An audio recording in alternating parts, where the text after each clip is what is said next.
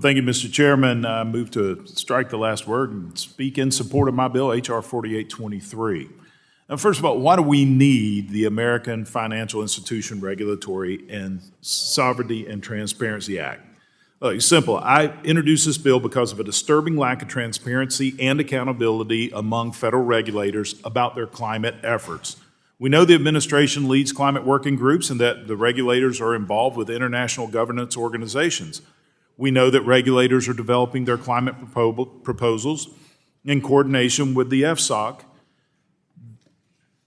the executive branch, and non-governmental organizations like the Network for Greening the Financial System. What we don't know is the degree to which the recommendations, models, and methods developed behind closed doors have affected the final proposals from regulators. Last week, we learned that federal regulators do not even know who funds many of the resources they use to develop their climate risk proposals. This should be unacceptable. American bank regulators should be developing these resources independently so they capture the needs unique to the American financial system. Additionally, regulators have recently taken steps to standardize rules to conform with so-called international standards. While they force deals made in opaque international forums on U.S. business under the guise of conforming to international standards, they also stress that global governance standards and recommendations are not binding.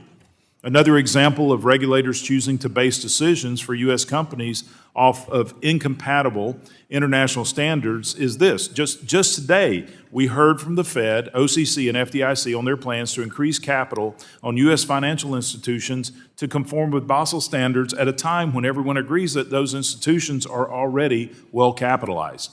To be clear, I do not believe that there is anything wrong with regulators looking at specific types of risk.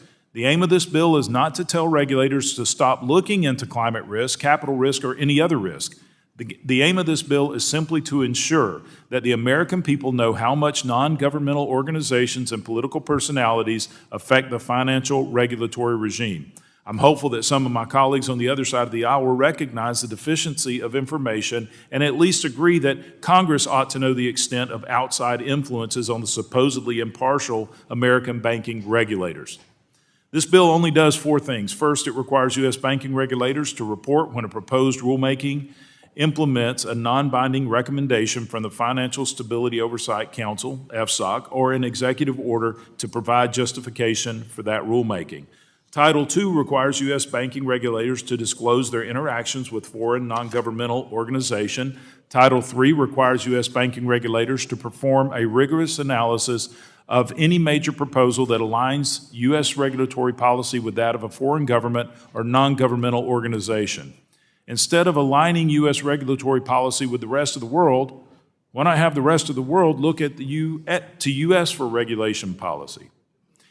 Title IV is the only title in this bill that some may think affect a regulator's ability to continue its work on climate risk. That's because Title IV eliminates the position of vice chairman for supervision. In this case, the vice chairman was never intended to be a climate regulator, but has nonetheless taken it upon himself to become one at the expense of his other duties. Aside from providing needed clarity to Congress, the bill holds bad regulators accountable.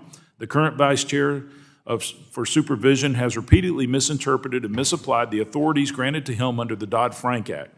The vice chair has used his supervisory authorities to implement controversial climate policies, implying that his actions reflect the will of the rest of the board.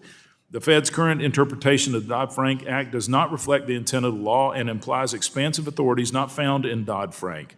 This misinterpretation threatens the largely apolitical Federal Reserve Board and their faithful execution of the dual mandate and supervisory duties. Dodd-Frank did not create two separate Federal Reserve Boards. The vice chair for supervision should not act on his own without consulting other board members to implement a holistic review of the Fed's entire supervisory structure. Such a comprehensive review should not be allowed to progress without the approval of the entire board, or at least those more senior than the current vice chairman for supervision. With that said, Mr. Chairman, I support my bill, H.R. 4823, and hope my colleagues will join me in telling American bank regulators to put American priorities first. I yield back.